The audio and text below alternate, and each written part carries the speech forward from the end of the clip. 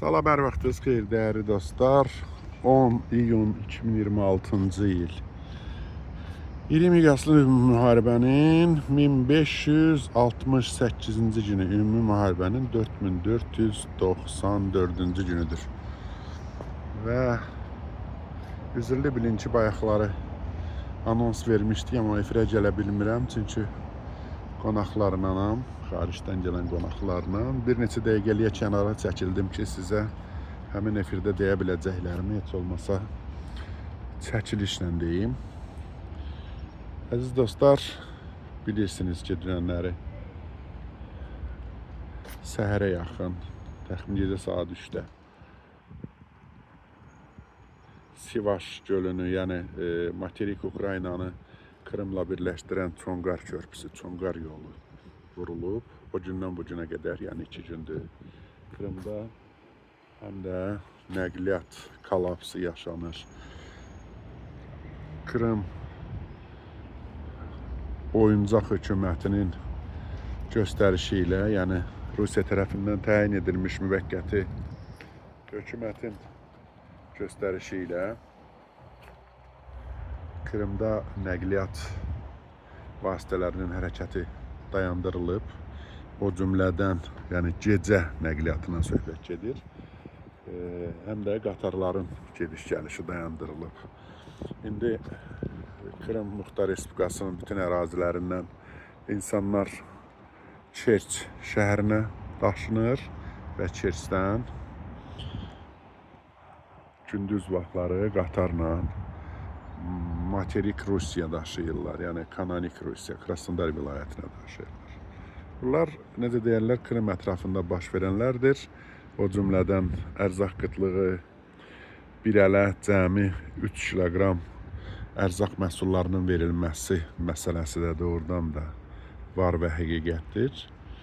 Və getdikcə də bu problemlər böyüməkdədir. Çünki Ukrayna medial strike'larının, yəni orta zərbə dronlarının Krımın təchizatı ilə bağlı yaratdığı problemlər getdikcə böyüyür, yəni artmaqdadır. Azalmır ki, artır.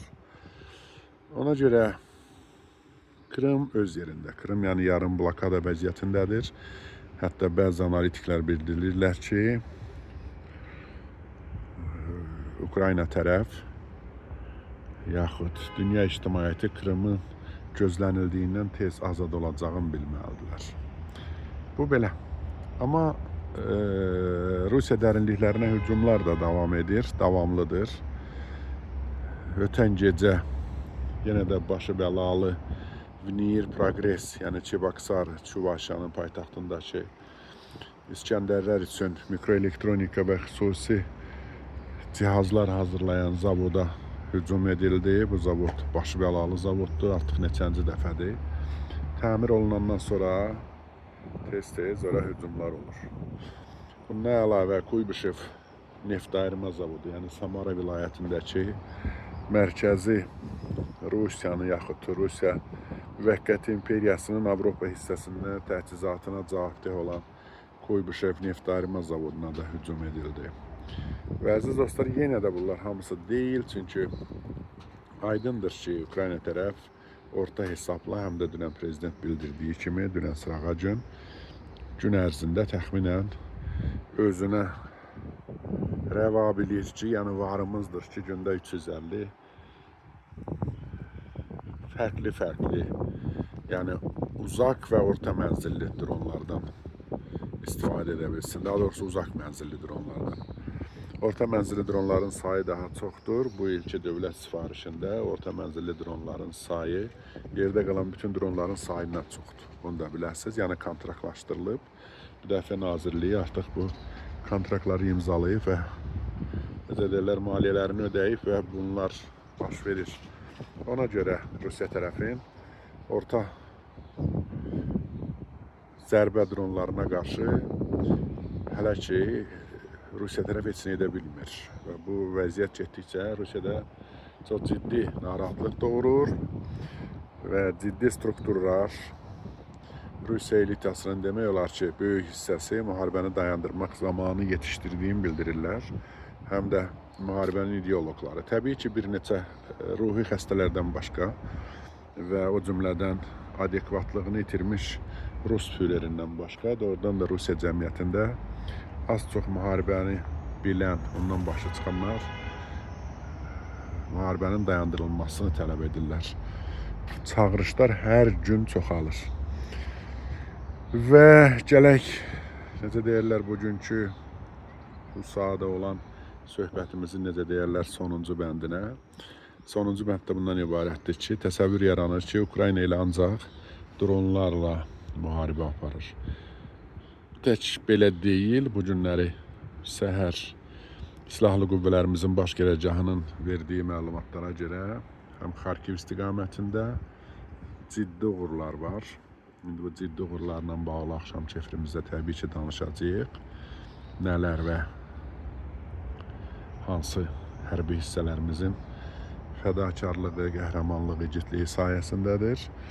Amma bildirim ki, bütövlükdə təmas xətlərində döyüşlərin sayı azalıb. Bu da onunla bağlıdır ki, Rusiya Silahlı Qüvvələri döyüş bölgəsinə çata bilmirlər. Yenə də orta zərbə dronları onların döyüş bölgəsinə, döyüşə girməsinə imkan vermirlər. Amma gedən döyüşlərdə, baş tutan döyüşlərdə təbii ki, Rusiya tərəfin xüsusi bir üstünlüyü yoxdur. Yeganə Rusiya tərəfin bu günlərdə, bu dəqiqələrdə can atdığı və doğrudan da çox böyük itkilər verdiyi ərazi Konstantinovka rayon mərkəzi istiqamətindədir. Bununla əlavə Luqansk vilayəti istiqamətində uğurlar var və digər uğurlu əməliyyatlar var. Hər halda baş qərargah bugün səhərki bizim aldığımız məlumatda bildirdi ki, deməli, bölgədə ciddi uğurlar var. Bunlarla bağlı danışarıq. Xarkivlə bağlı, yəni mənim öz şəxsi bir məlumatım var. O bir ərazilərlə də bağlı yəqin gün ərzində yeni xəbərlər olacaq. Çünki dediyimiz kimi Ukrayna həm də dünən Müdafiə Naziri bildirdi ki, yerüstü robot komplekslərini 2 qatlaşdırır. Bax, mənim dəqiq tərcüməsi belədir. Yerüstü robotları. Buna görə təbii ki, nəticələr getdikcə daha uğurlu olacaq. Mən sizə gün ərzində uğurlar arzulayıram, əziz dostlar.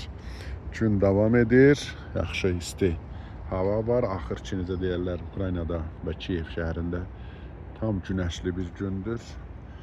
Halbuki axşamüstü yenə gözlənilir ki, yağış ola bilər. Uğurlar arzulayıram. İnşallah axşam efirlərimizdə və ilk imkanda sizlə görüşə gələcəyik.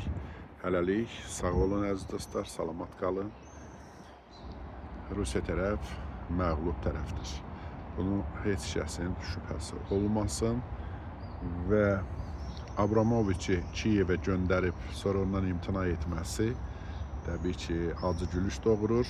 Elə bu səbəbdən də Sluga Naroda partiyasının, yəni fraksiyasının sədrinin Putinlə danışıb Abramoviçi siz göndərmisiniz sualına telefonda hə deyir, amma ictimaiyyət qarşısında güya bundan xəbəri yoxdur. Və budur baş verənlər, onun ikiyüzlülüyü, onun quduzlaşması, hamısı bu səbəbdəndir, çünki müharibəni uduzmuşdur. İndi onu sənədləşdirmək və daha yaxşı əməliyyatları həyata keçirmək zamanıdır ki, bunda da siz bizə yardımcı ola bilərsiniz informasiya mərkəzində, mənbələrindən informasiya dəstəyinizlə. Sağ olun əziz dostlar, salamat qalın, görüşəcəyik.